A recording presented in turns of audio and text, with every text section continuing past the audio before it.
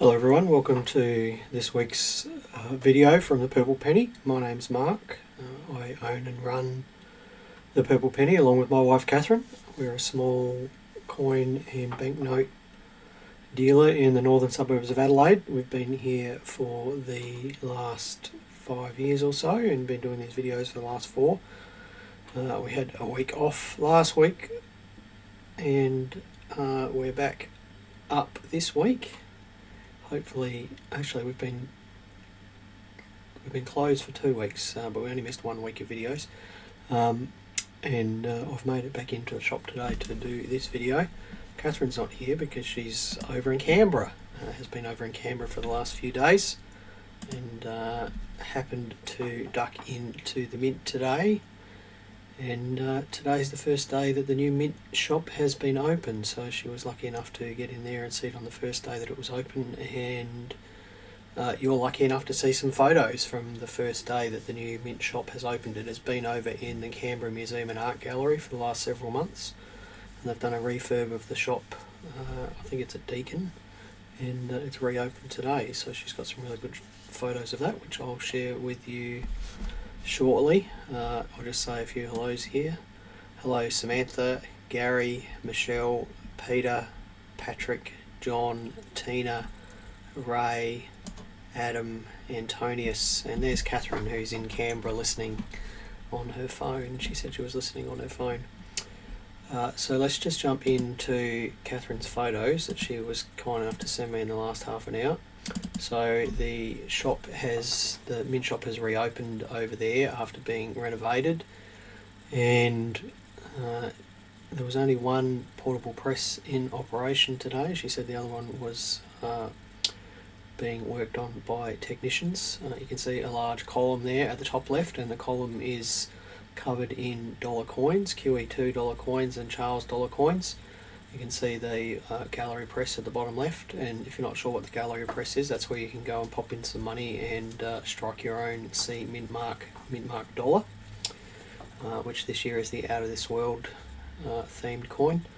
And then at the front of the Mint there, you've got those giant coins on a garden wall there as a way of welcoming you in. And I did say to Catherine that I didn't want to see her out the front of the Mint with a screwdriver trying to lever those off and bring them home, because I'm sure she'd love to own those. Next slide from the Mint is an interesting coin display that's in the Mint there. So at the bottom right you can see thousands of coins laid out in a mosaic pattern across an entire wall. And Catherine has given us some detailed images there at the top and the bottom left. Now those coins are actually, she says, they're stuck to the wall and you can touch them, which is really interesting. So centre top there's a disc of red poppies with a $5 red poppy in the middle. She tells me that those are all C Mint mark red poppies there, and you can actually touch those coins. So that's a really interesting display there that the Mint has put up. Pretty spectacular on the first day. It'll be interesting to see what it looks like in 5 years' time, with 5 years worth of finger oils and things like that all over the coins, to see what colour those coins are. But certainly a pretty spectacular display, and a lot of value stuck to the wall there. Adam says, I wonder how long before someone tries to screwdriver them off. Well, I'm wondering how long until kids can realise you can scratch a lot of that paint off with your fingernails before those coins are rendered in not quite spectacular as condition as what they are on opening day. So thank you to Catherine for sharing those pictures with us, and for dropping into the Mint today to have a look at what's going on over there on their opening day. Now I will just start off with the Adelaide Coin Expo. The Adelaide Coin Expo is here in Adelaide on October 5th and 6th. It's at the Torrens Parade Grounds. There's a gold coin entry fee, and if you want to park out the front there's a fee for that as well.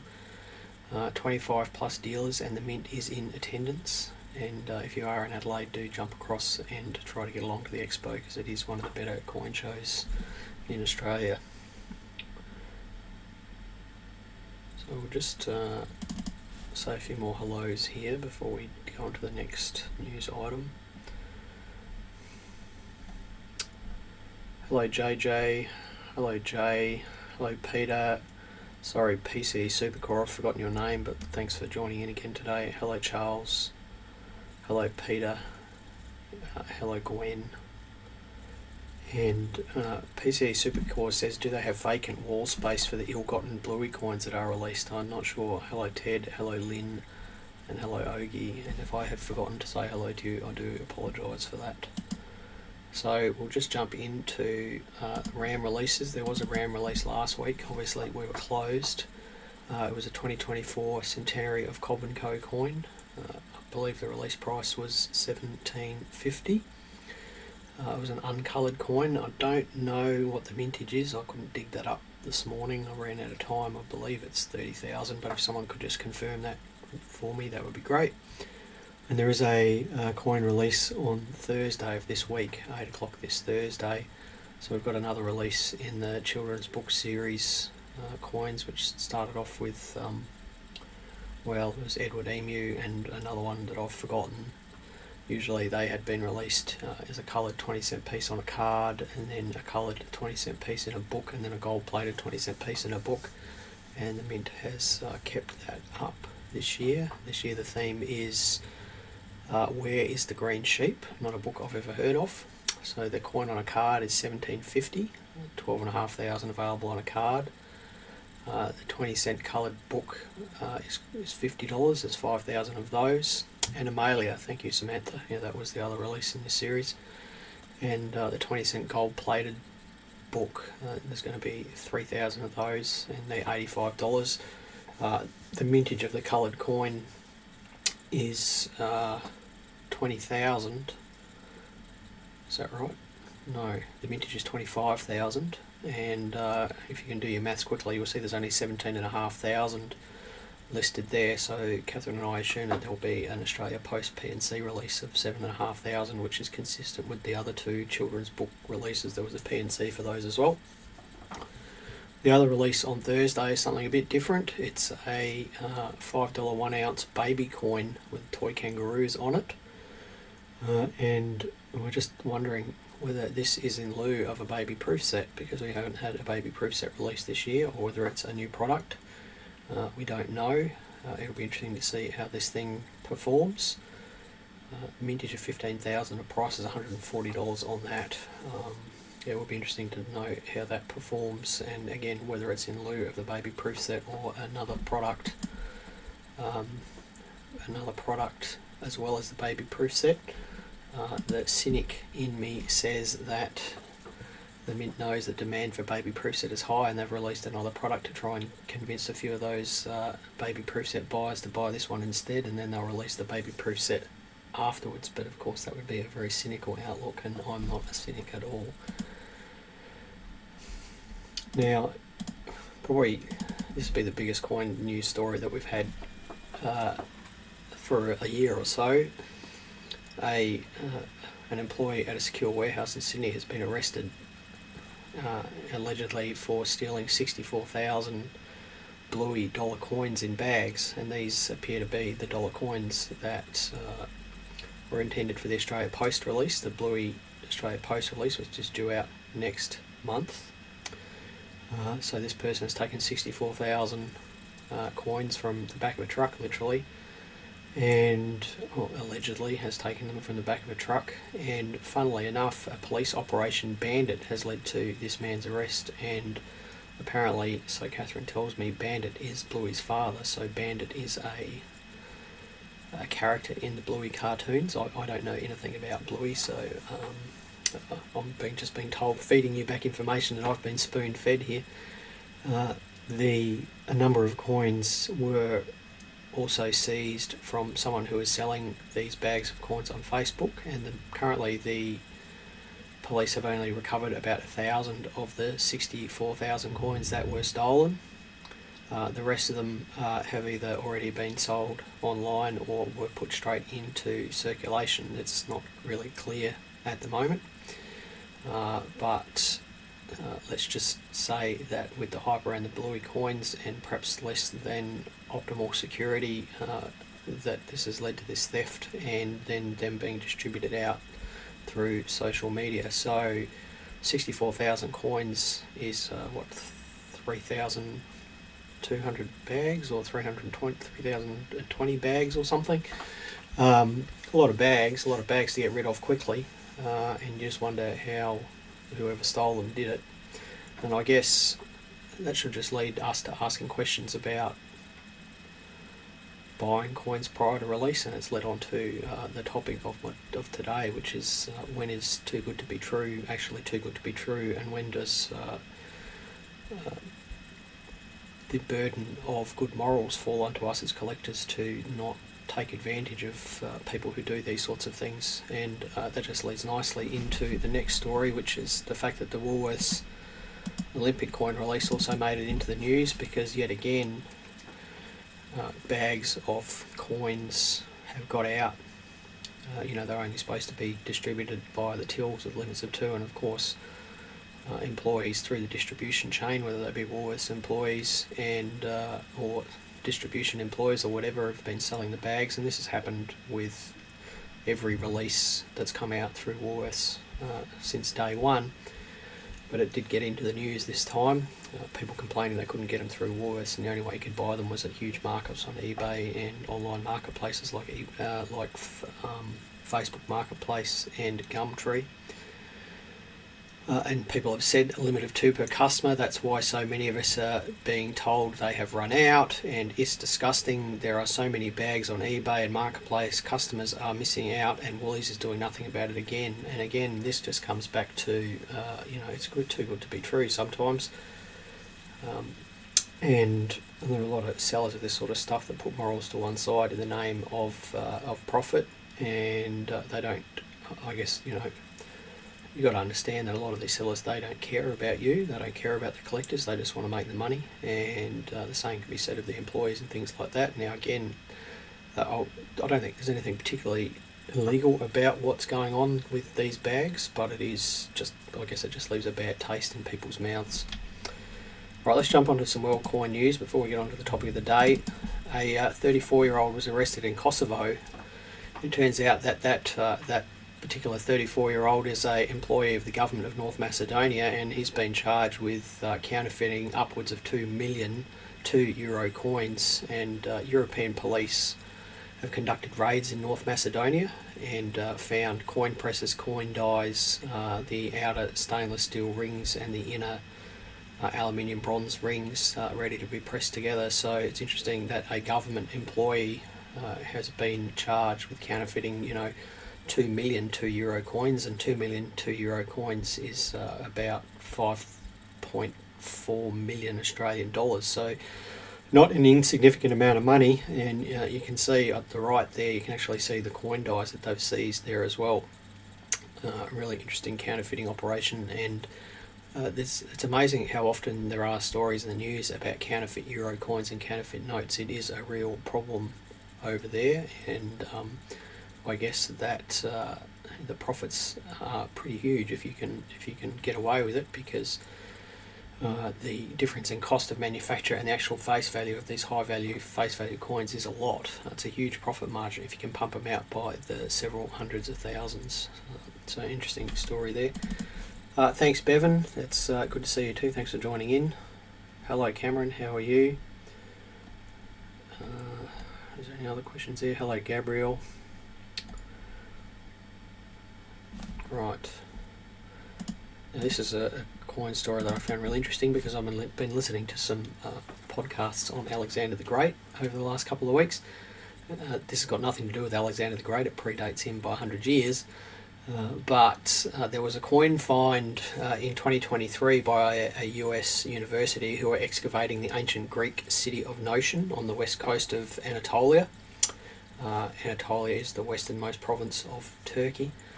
And they found a cache of 5th century gold coins, Persian gold coins, that were called, sorry, I've just forgotten the names here, called darics, which is probably derived from King Darius, whose name you may have heard of, or perhaps the ancient Persian word for gold.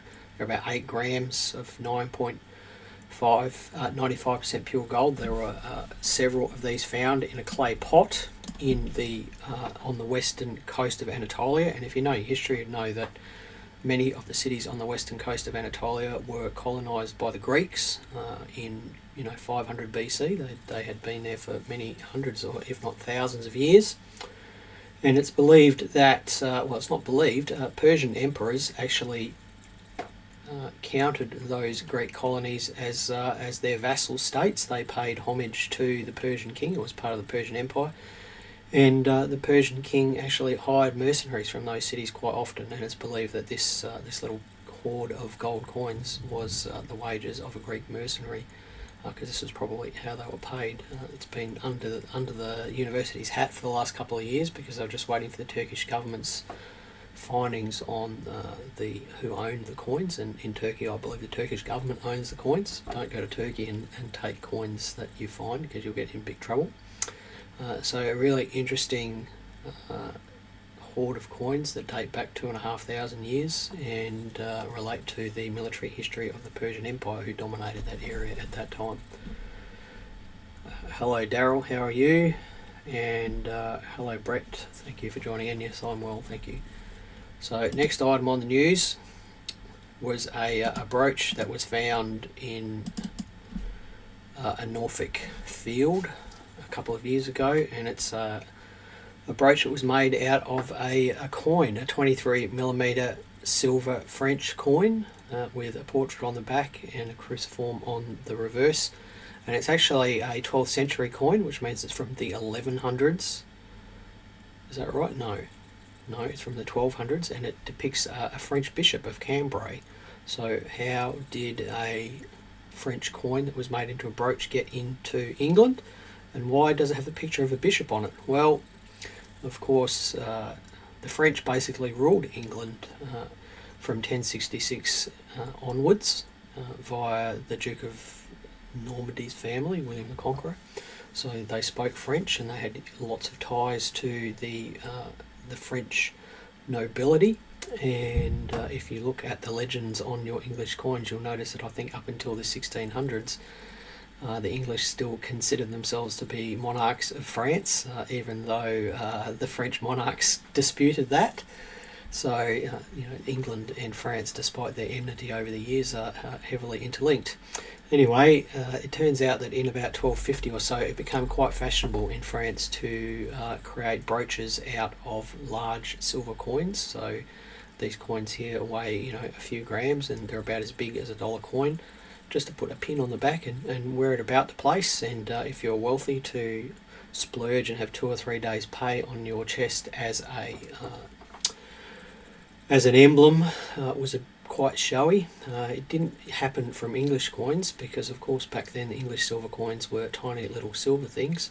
They only ever had the face of the king on them, and certainly not the face of some bishop from France. So a really interesting find in a field there that again explains why coins are such unique little telltales of history. This coin sort of explains links between England and France, and also gives you an insight into jewellery that people wore back 800 years ago.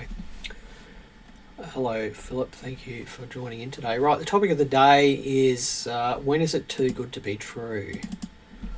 And this, I guess this comes from a couple of things I've seen in the last couple of weeks while I've been laid up.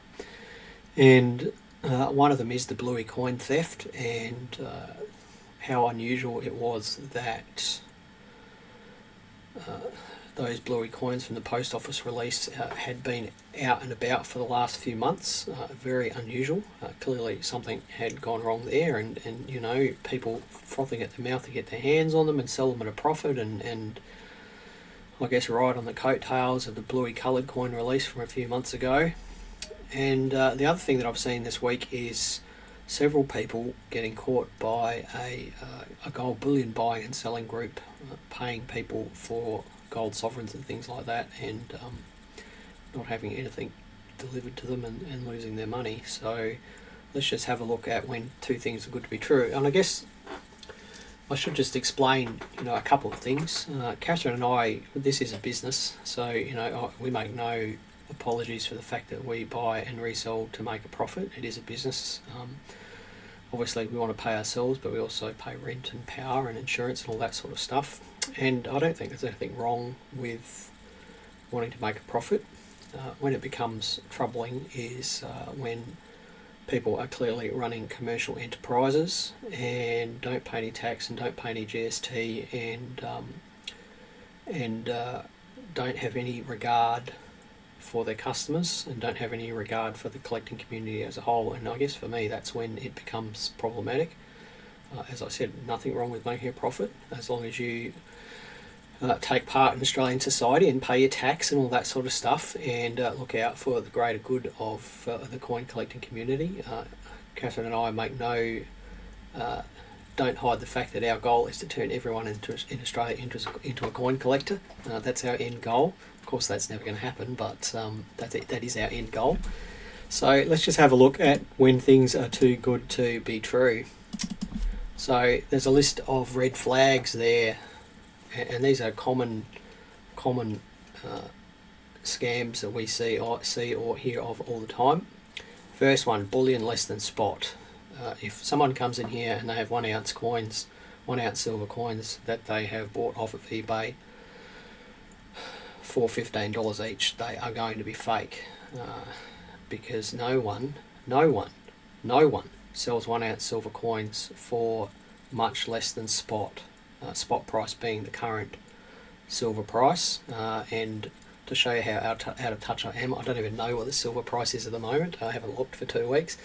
But if someone isn't asking you for $1 or two, within $1 or two of the silver spot price for an ounce of silver, then that is a red flag. Similarly, if you see gold coins or gold ingots for less than spot price, then I would worry about that. Certainly gold ingots will almost never be less than spot price. They'll always be spot price or more. Sometimes gold coins are a little less than spot price. For example, if you come in here and we've got any $200 coins, usually they're 1 or 2% below the gold spot price. But if they're 10% or 20% below the gold spot price, and ingots are more than 5% below the spot price, again, that is a red flag. There was an arrest made in Brisbane in the last few weeks of someone who was importing Perth Mint 1 ounce gold ingots, counterfeit ones, from AliExpress in China, and selling them via Facebook Marketplace for several $100s less than the gold spot price, and managed to sell many of them to people, and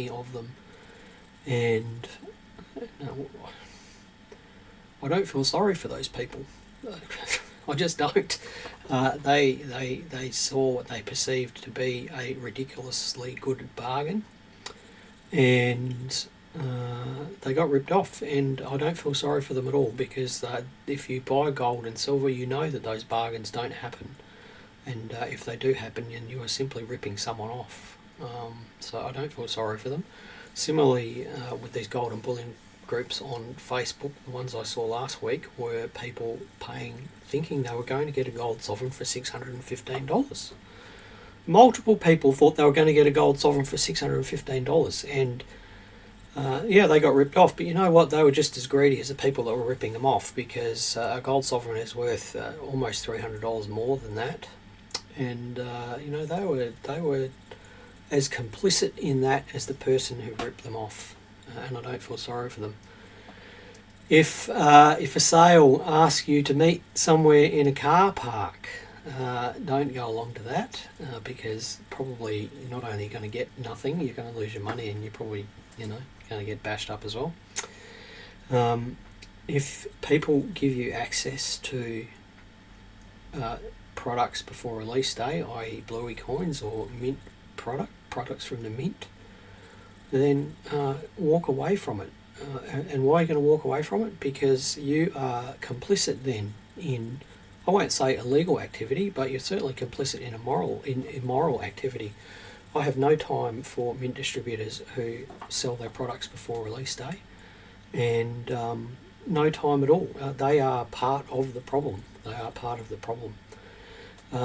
Don't buy from listings that purport to be high grade coins for cheap prices when the photos aren't good.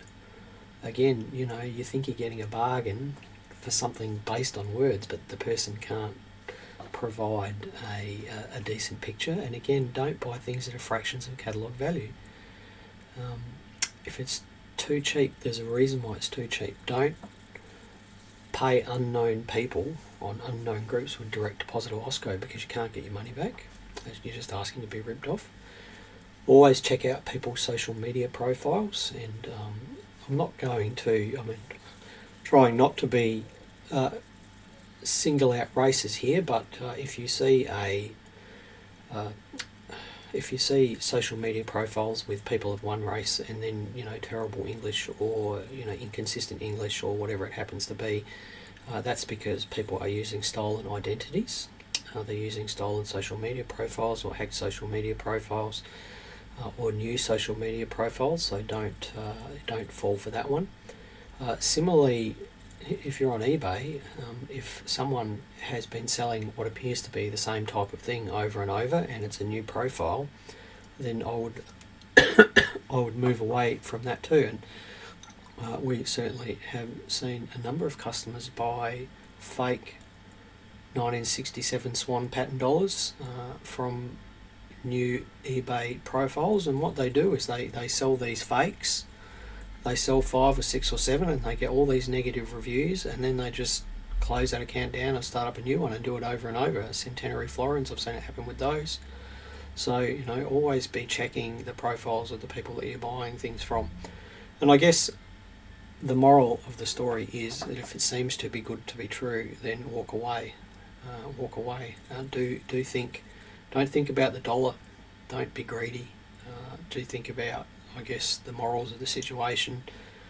And this guy that stole these Bluey coins, he sold them to people who have then on-sold them, and clearly there was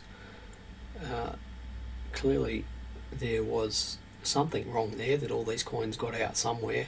And Catherine and I talked about an employee in Australia Post that had got them, or local post offices got the coins early or something like that, which but it turns out it was much worse than that. Someone had actually stolen the coins, and I guess everyone who's bought those coins to resell them is complicit in that whole exercise. Now they knew something was wrong, but they chose to ignore that, to sit on their morals in lieu of making a profit, which to me is, again, I don't feel sorry for them at all. Right, that's it for the topic of the day. Let's just have a look at some of the comments here.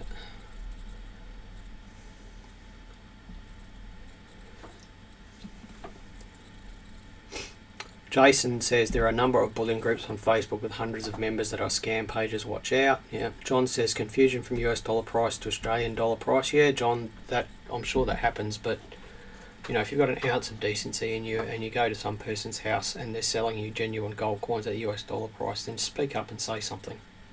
Just speak up and say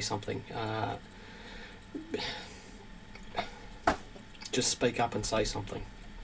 Hello, Steve. Hello, Greg. James says, I've stopped buying from the mints these days while stupid hype is happening. Well, James, there's always going to be hype about something. We always say just collect what you love, and if you don't like the prices of things that you're interested in, look into other areas. There's really a lot of different coins that you can buy and become interested in, and not all of them are affected by the new market hype that we're seeing at the moment with some stuff.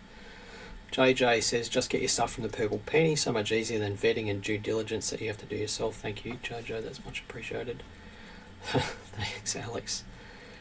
Greg says, same values apply when admin look at Facebook profiles before allowing prospective members to join Facebook groups. Due diligence, thank you. Don't let FOMO rule your purchasing. The coins will become available at some point down the tracks. Thank you, Samantha.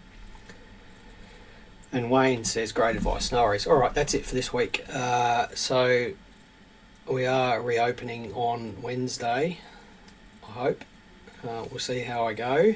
It's a bit of a struggle getting around at the moment, but we'll see how I go on Wednesday. Thank you everyone for the patience about us being closed. Some things have to be done, unfortunately. Hopefully I get through the rest of the week alright. If I don't and we have to close for another day, well, I do apologise in advance, but I'm sure that won't happen. Alright everyone, bye for now. Have a great week, happy collecting, and we'll be back same time next week.